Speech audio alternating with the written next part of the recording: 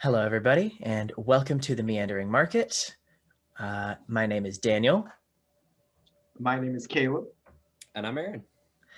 and we are here today to do a role-playing guide for your next wizard in Dungeons & Dragons 5th edition. Now, before we get started, we do, as always, want to give our disclaimer that while we are all very passionate about role-playing games and about improving the quality of role-playing at your table, we are not experts. We do not claim to be experts. We just believe that any piece of advice could be helpful if it applies to you. That being said, I think in this case, we're pretty qualified to talk about it. We know a decent bit about wizards. We're all nerds. With that out of the way, let's go ahead and jump in. Just one more note before we get started. We're not going to be talking about mechanics in this video. We feel like there are other people who have done that thoroughly enough. It's not necessary, but if anybody is interested in seeing that from us, feel free to let us know.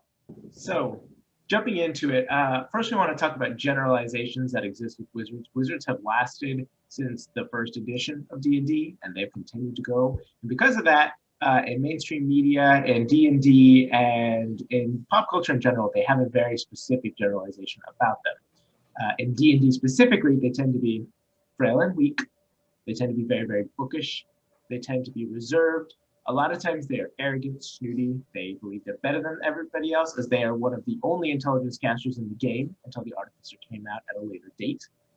Their primary trait is being smarter than everybody else around them. And lastly, they're usually an elf, maybe a gnome in the beginning days of 5th edition if you really wanted to go wild. But the reason for that was that elves and gnomes were typically the only races that really played into the strengths of the wizard because they got either natural magic or intelligence bonuses. So if you're to make a character purely based off the stereotypes, he'd probably be something like a snooty high elf who studied for about 300 years to cast spells. He thinks he's better than everyone because he has earned his magic and he knows how it works and nobody else does. And he also probably has about 4 hit points and really, really loves books a ton, probably to the point of it being concerning for the rest of his party members. Yeah. Well, one thing you could do to, let's say you don't want to play the snooty high elf wizard who's super weak and frail. And like me, you like playing stuff that's not quite what you expect from a certain class. You could make an off-type or a non-traditional wizard. There's a lot of ways you can do this. A couple examples we came up with were you could be less of a librarian type, less of the bookworm, more of a field scientist, someone who's excited to get out there and adventure and explore things and see magic in its natural state. You could be a thrill seeker, someone who looks to, cause problems and see what happens and study that. You could be someone that's hot-tempered or impatient. I've played a couple of hot-tempered, impatient characters. They weren't wizards, but they're a lot of fun to play and makes for very interesting and sometimes problematic combat experiences that are fun for the party to play through. Another thing, one thing that most wizards don't focus on are strength, athletic ability. You could give yourself a wizard that works out. He's buff. He's ready to go. He works out every morning with the fighter, but he doesn't fight. He's just buff. Just anything you can think of. Yeah, there's also that story of the mage whose strength score was like 18. And their go-to strategy in combat was, I cast web. Now I pull out my great club and beat the enemies to death. Magic is too good for murder, but magic is just right as a tool to help me murder. Also, I mean, there's nothing wrong with wanting to be the wizard who is out of spells and just is able to tear off their robe and they're just chiseled underneath. I mean, come on. Everybody's wanted to do something like that. That's just such a funny image. Yeah. Yeah, I know most wizards tend to be scared of losing their spell slots because all they have left is cantrips at that point. But that doesn't have to be you. Yeah. Yeah. Okay, so we want to talk about subclasses, but there are 13 official subclasses for the wizard. A lot. We do not have time to talk about those all in depth. Maybe Yeah. in future videos, we might take a little more time for the ones that are less insane. But for right now, we're just going to go through some of the subclasses rapid fire, give some thoughts, some generalizations, some advice, whatever you want to, kind of however it strikes us. Okay, so kicking off with the Abjuration Wizard, they are sort of the defensive specialists. They are exceptionally good at things like counterspell and dispel magic. Think of like Zarya from Overwatch, because at higher levels, you will have the ability to use barriers and protect your allies from harm. It's super interesting. A thought for that would be consider why your wizard is so protective, so defensive in nature. The next subclass we want to talk about is Conjuration. If you're a conjurer, you're probably a summoner. You have a lot of tricky teleportation and movement abilities and features. They tend to be specialists in infiltration, disrupting enemy positioning. They're mostly about moving things across the battlefield and summoning things. Shocking, I know. So if you're going to do something like that, usually the best way to go ahead and do that is you want to focus on your ability to manipulate, at least if you're me, manipulate space. You can draw creatures out of different planes. You can move people across dimensions. I think playing into that would be very interesting and probably the best bet to go. Yeah. The next one we wanted to get into is Divination Wizard. This is their controller. They like gathering information before a fight, you know, anything like your scrying spells and spying on the enemy team. I don't know why I said team. Usually it's hard to say. In life and death struggle. But anyway, a divination, they do like gathering info and tipping the scales in their favor, especially with portent dice. They roll those at the beginning of each day, and they get 2 dice they can just throw at anybody they see, basically, for saves, attack rolls. It's really strong. We have a divination wizard in our current campaign, and man, those portent dice are really strong. I just have to say that. I think one of the most important things about it is that Lindsay is so clutch with the timing, because every so often we'll forget about, like, she rolled a really good one and a really bad one at the start of the day, and then the BBEG will go in for an attack on one of the party members who's super low on HP, and I'll be like, okay, so he's going to walk up to you and he's going to use his one attack to try and kill you with his giant hammer, and she looks at me and says 4. Good stuff. And I just get sad. But that's okay. Hey, players, if you're playing a divination wizard, make your DM sad. And to delve more into the role-playing aspects of divination wizards, a lot of people like to play fortune tellers that peer into their crystal ball.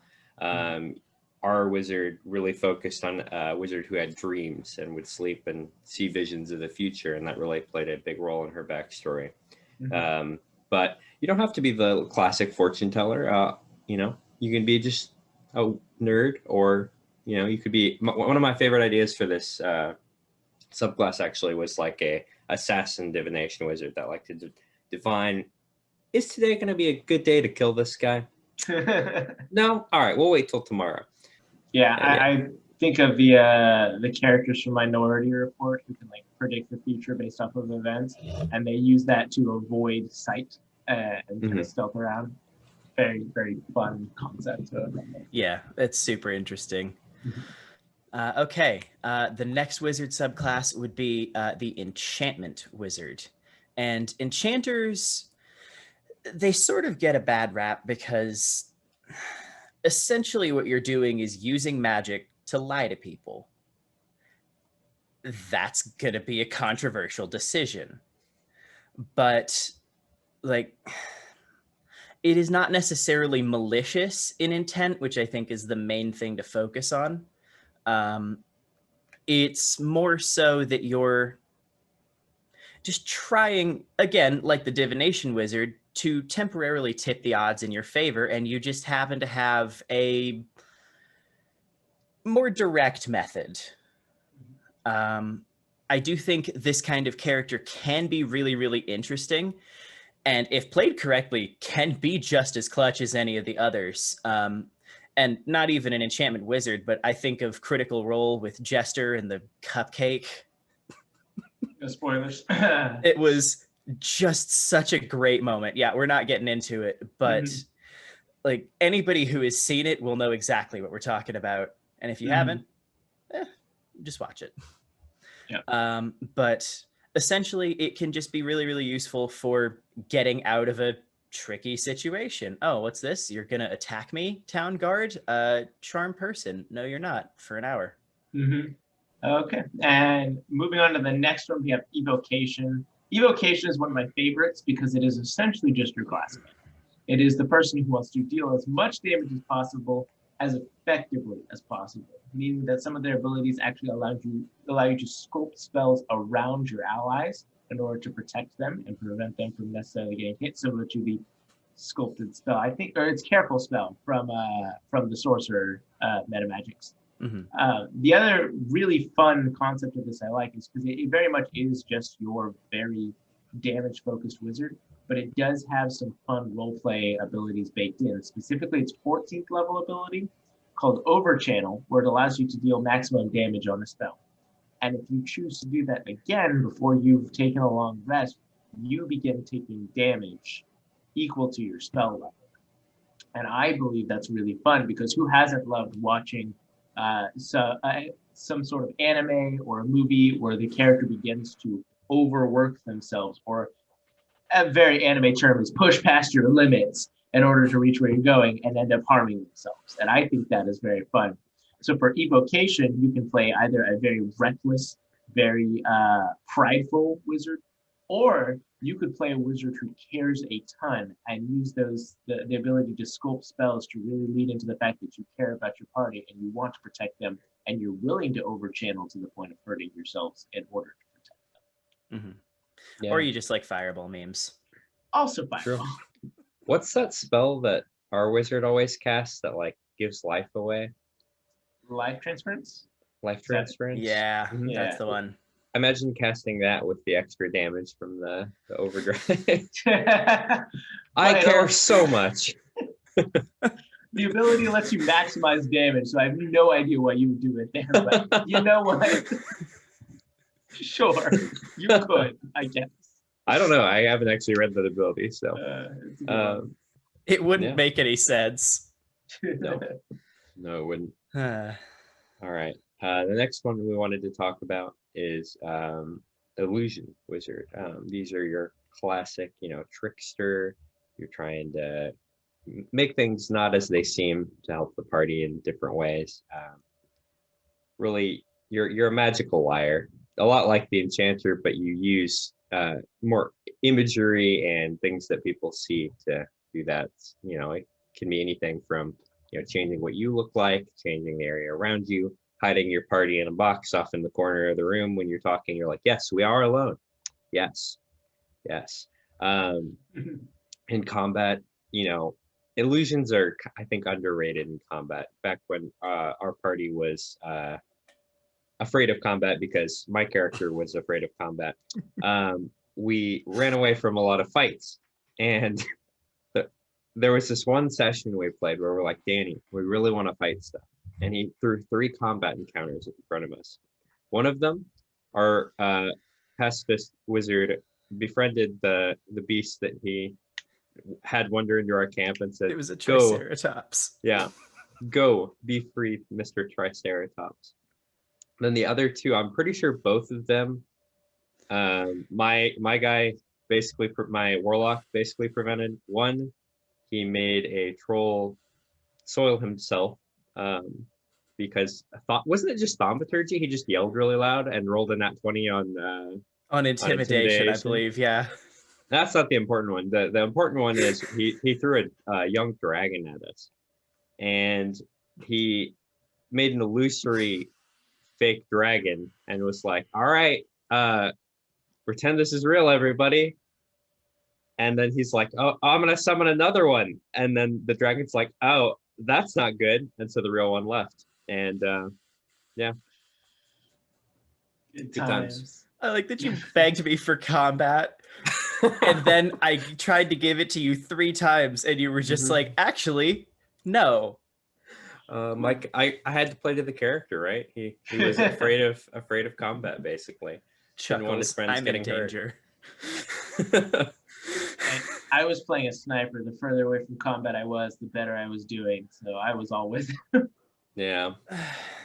Yeah, I guess. The next one is necromancy. And necromancy, kind of like enchantment, is the other one that has a really bad rap. This one, I'd argue, is maybe a little more fair. Undead are pretty evil. That said, I would allow a non-evil necromancer to be a thing. I do think there is a certain amount of it that has to be determined by intent rather than strictly by action. Actions are important, but why can mean just as much. For role-playing advice, I guess the main thing would be consider why you would get into such a taboo specialization, because you can be an evil character and that's fine. That, like, plenty of games have evil characters and it's super interesting. If you're not, give some thought to it. Also, just from a practical perspective, please run your undead creatures as efficiently as possible. If it takes you 15 minutes to resolve your turn because you had to roll for each zombie and skeleton individually, your party has the right to kill you. I don't make the rules. That is in the book. Thank you, Chris Perkins. Yeah.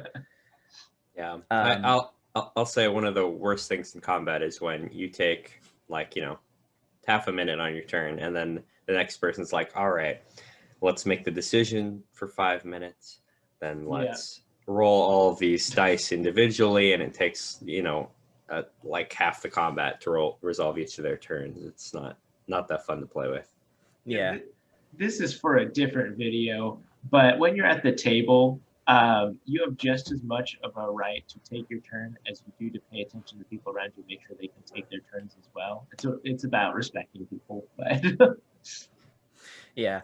And also, like, this advice also applies to conjuration wizards, especially the ones who lean really hard into the summoning. Like, in the same way with your undead, please make whatever summoned or extra creatures you have as efficient as possible. Yeah. I think my favorite example of that is Aaron as a druid in our campaign with like 16 badgers and managed to resolve that whole turn in like 2 or 3 minutes. Like, that was fun. Top tier. Good times. If you ever get the chance to summon that many badgers, it's way better a time than you expect. They were fighting a purple worm, guys. That was a weird call. They were in darkness, and I was like, okay, what has dark vision? Badgers? All right, let's do it. All that to say, if you're playing something that specializes in making minions, be fast or you will die. That is all. And then moving on to transmutation. Transmutation is a little bit of a red-headed stepchild of wizard subclasses because a lot of people don't understand it. The best thing I can give you from any sort of media that might give you an example is Full Metal Alchemist. They use a lot of transmutation. They call it that. It's the law of transmutation. And if you want to take things down to a more literal level, the transmutation wizard is the wizard who understands the material plane. They're the people who know what's in front of them. They know the world around them, and they can manipulate it to change it. A lot of the abilities they get are very utility. They get the ability to cast polymorph. They get the ability to manipulate matter. One of their very early on abilities is that they can actually change materials to other materials. They can change wood to iron, to copper, things like that. And most people immediately move to, let me change some of my coins around. One of the other things that you can actually do is if there's like an iron lockbox, change it to wood. A lot easier to break into at that point. And they get a lot of buffing abilities. So they are very much utility based. They can deal damage, but they're much better suited to changing the world around them. And so a role play way you can use this is somebody who understands the fundamentals of magical physics and magical chemistry and they can alter the composition of people to make them stronger, to make them faster. One of their later game abilities even lets you change the appearance of somebody to be younger, up to almost 30 years. You can do a lot to be able to adjust what they can do. So make them somebody who can really adjust what's around them to fit what they need. And I think transmutation, more than any of them, can really be played as the intelligent wizard who understands the science of the magic they're doing. Yeah, for sure. Yeah, it's definitely an interesting one. Next, we wanted to get into, we're going to start focusing on the weird ones, the ones that don't fit into the basic rule set. So first one on that list is blade singing. This is if you want to play a wizard who uses some kind of sword magic. Usually you're an elf. By tradition, I believe this is a traditional fighting style that's taught in elven cultures, where you're essentially a defender of your realm. But you can also, depending on your DM, I think Tasha's opens it up to other races, right? Yeah. But yeah, depending on how your DM feels about Tasha's, you can play any race. Maybe you learn this from an old elf, But basically, you want to be someone who uses a sword and uses sword magic. It's a lot of fun. I played an Eladrin blade singing wizard. It's a really good time. One thing that could be kind of fun to roleplay this is, one, you can obviously just be a soldier. You can be kind of the roguish type. You could also be kind of a bardish type. Make it so where one of your main abilities is a blade song. But what if you actually sang while you're fighting? That could be fun. Yeah. And something super interesting is that the subclass does give you proficiency and performance. Yeah. And the current campaign I'm currently running actually has a blade singing bard. They multi-classed into bard early on. And the way that they generally do it is they actually, as they're manipulating the magic around them, it creates a hum which they use to make music, which calms them. So that's really cool. Yep. That's super rad.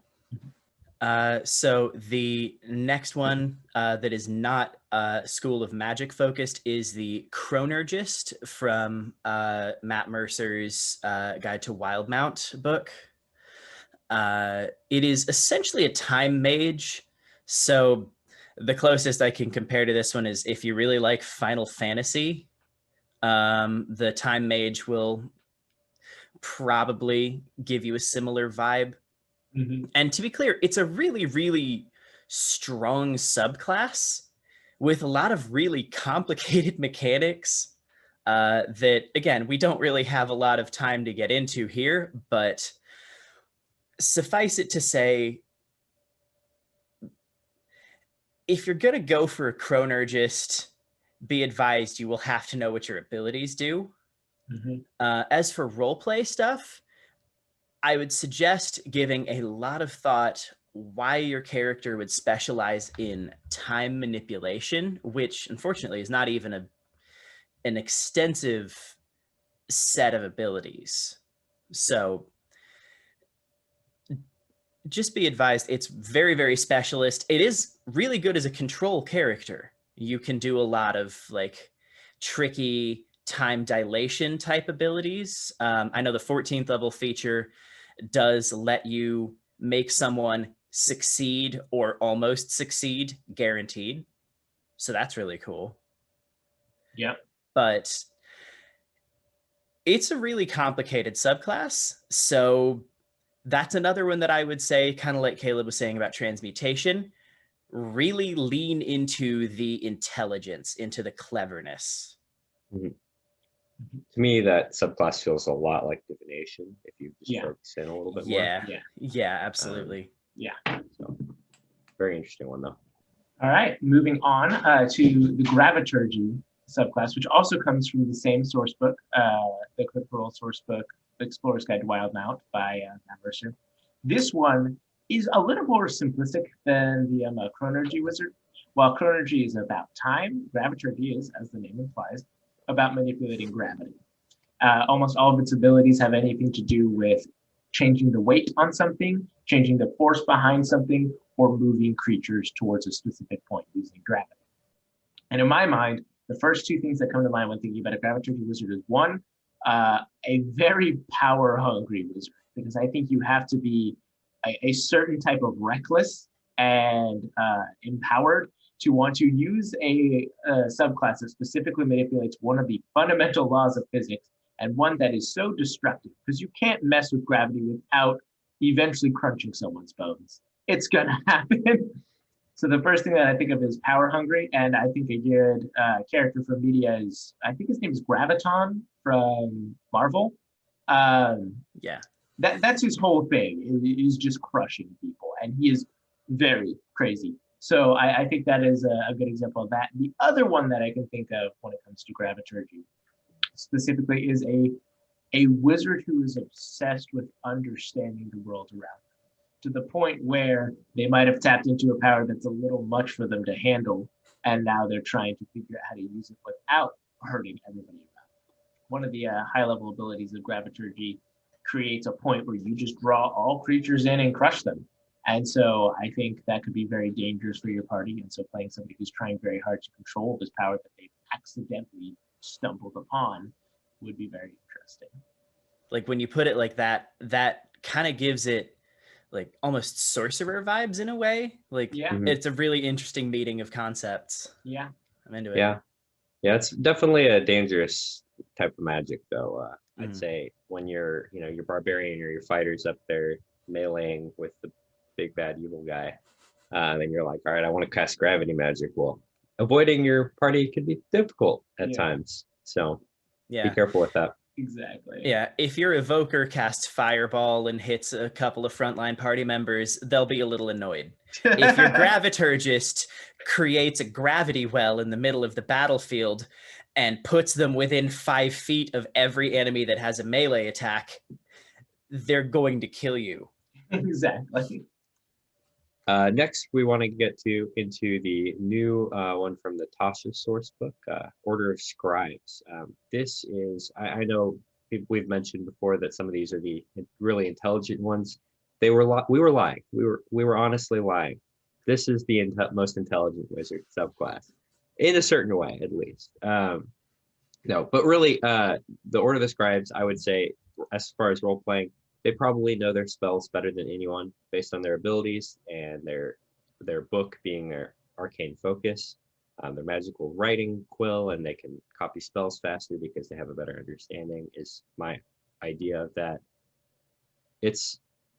You're the bookworm. You're the bookworm of the party. Honestly, and one of the coolest ways to play this is someone intelligent that can kind of not really use two magics at once, but their ability to change the damage type of a certain spell, that you can say, you could role play that as someone being like, okay, what happens if I try to combine these spells? So let's say I combine, magic missile with fireball and see what happens and make a force fireball. That's awesome. A psychic fireball, that's super cool. There's a lot of really cool damage options that you can change spells to, and there's a lot of really good role-playing potential for someone who's like very specifically a book nerd. And it does play into the general stereotypes of the wizard. That's not a bad thing, though. Yeah. I mean, the stereotypes exist because somebody finds them fun. Exactly. I will also say the animated spell book you get at higher levels is super interesting. It gives you all kinds of like new role-playing options, even if you're in a campaign by yourself. Yeah. You got somebody to talk to now. Oh, for sure. I'd say whatever you manifest as the mind of your awakened soul could be very interesting. You could make it a Rubik's Cube. You could make it just a brain. You could make it a floating book.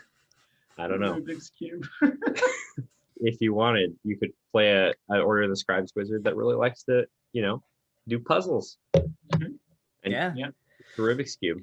Your Order of the Scribes wizard that just has to sit down every morning and do their crosswords and their Sudokus. Honestly, I don't think I've ever played a character that's just super excited when they come across like a puzzle in the dungeon. It's just like, oh, let's do the puzzle and get to the boss. Yeah. It would be super fun to play a character that's like, oh my god, a puzzle. Yes, let's do it. Come on, guys. It'll be a fun team building activity. That's my next character in a nutshell. Where I do all the work, but it's still team building. So the last of the wizard subclasses so far is the war magic And war magic wizards they were the first subclass introduced for the wizard in a mainstream source book. Blade Singers were technically out first in Sword Coast Adventurer's Guide, but honestly, that version of the Blade Singer's not as good anyways. And war magic is meant to represent sort of a paradigm shift from the schools of magic in that it is meant to be a general combat caster. And they are very much combat focused.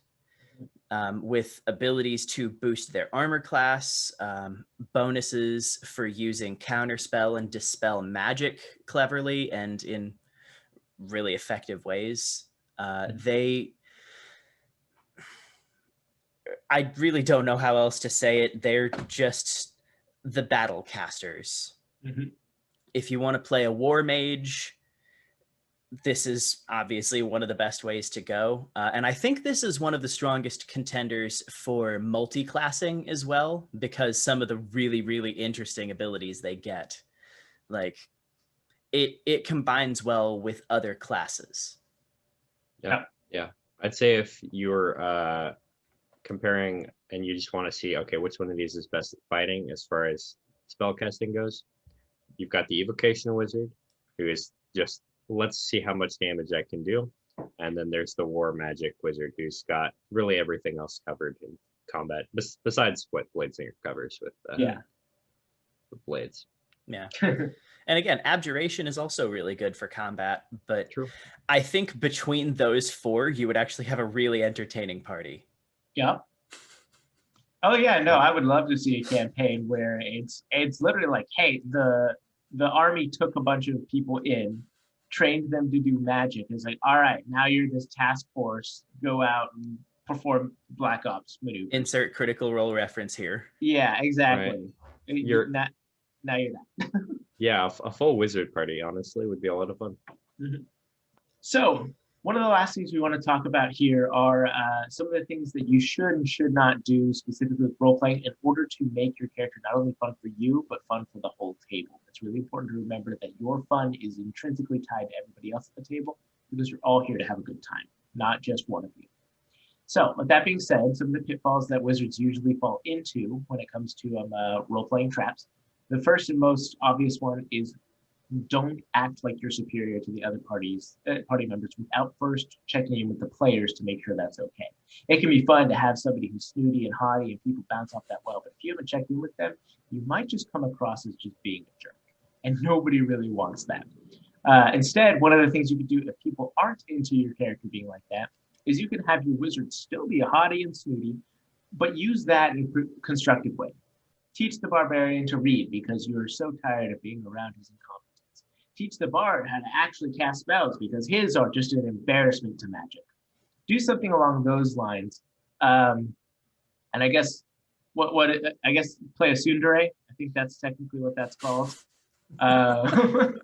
Weird call, but okay. Yeah. The other things you can make sure that you don't do is don't insist your character is the smartest person in the room, especially if they are. Your character might have the highest intelligence, but that does not necessarily mean they're always right. One of the things I've seen a lot of new players do is their character has a high intelligence. They ask to make an intelligence roll, they roll low and go, okay, then I just won't do that.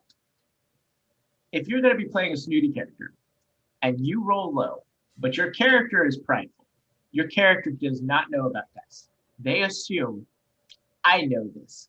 And so whatever fact the DM fed you, whether you don't know this or they gave you a fake fact that is obviously not correct, your character probably thinks that they are correct, and they will move forward with that information. High intelligence does not necessarily mean good decision making.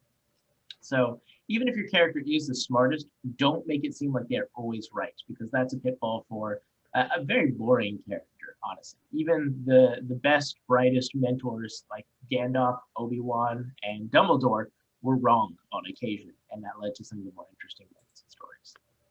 Yeah, honestly, one of the funnest ways I've ever seen this happen was when I played the wizard to kind of ding his pride. He was a blade singer wizard, and my DM told me that he was like, okay, so for the blade song, you need to beat someone in a traditional duel. And to really activate your blade singing. I was like, okay, that sounds fun. And so, of course, being the brilliant, you know, intelligence-based character, he decided to pick a fight with the barbarian. And at level 2, a barbarian and a blade singing wizard. The barbarian usually wins in a 1v1. And that happened. He basically one-shot I think he crit my guy, and he got knocked out, and it really dinged his pride. And you're so stupid. And the way I wish I had played this out if I had seen this video, I would have made him be like, oh, that was just a dream. Never really happened. Pure fiction. I love it. But that was a fun time. Yeah.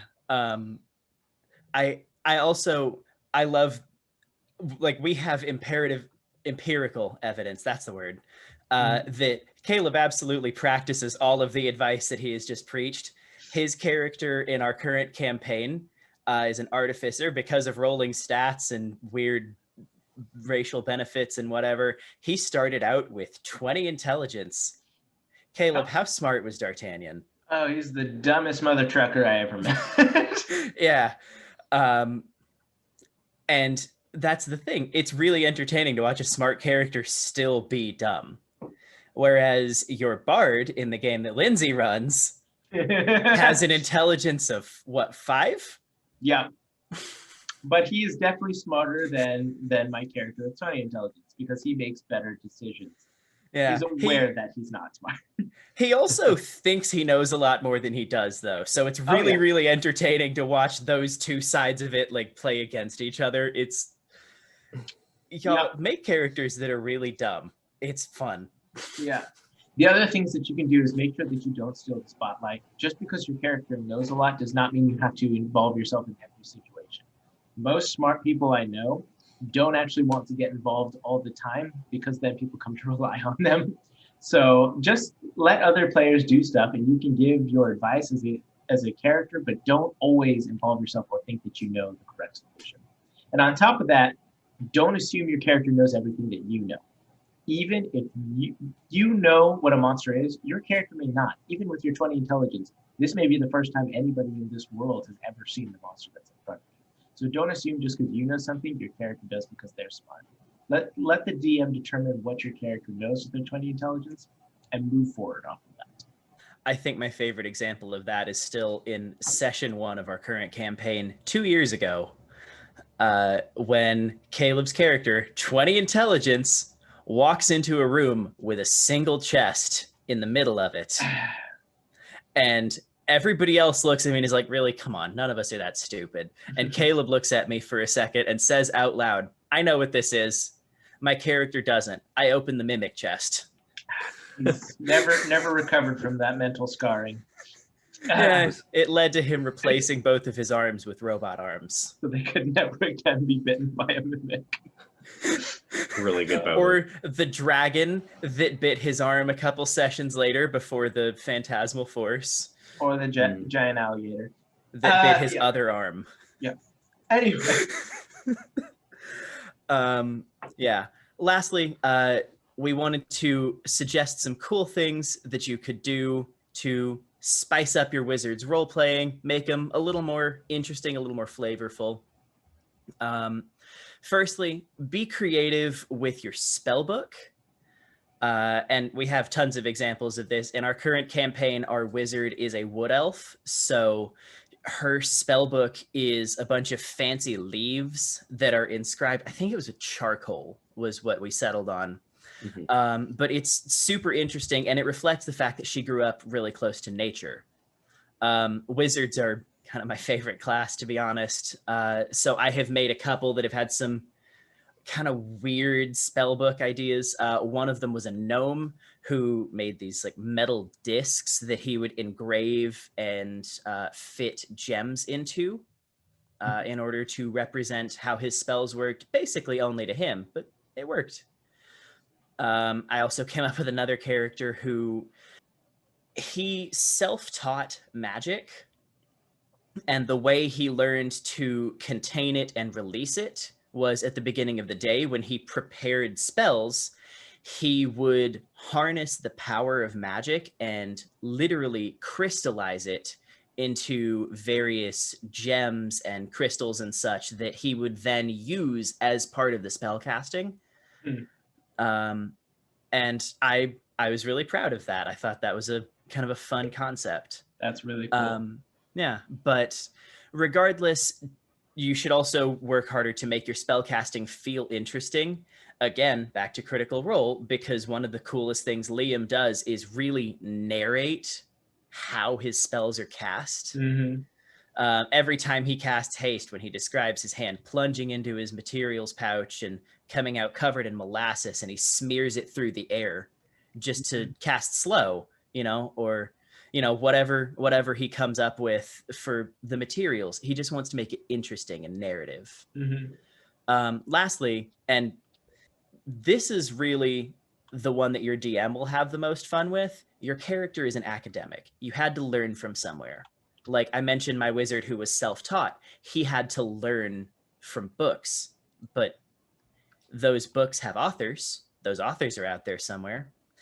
More likely, though, your character learned either from a person or maybe even full Harry Potter mode. You learned from a school, So whatever the case is,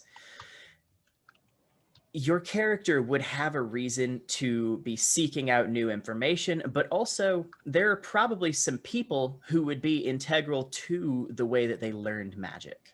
So lean into that and really give your DM some stuff to play around with. Trust me, they will thank you. All right. Thank you, everybody, for coming by. I hope you walk away with some treasured memories and learned a little bit about how to roleplay a wizard. And thank you for shopping at the Meandering Market. Bye. See you guys.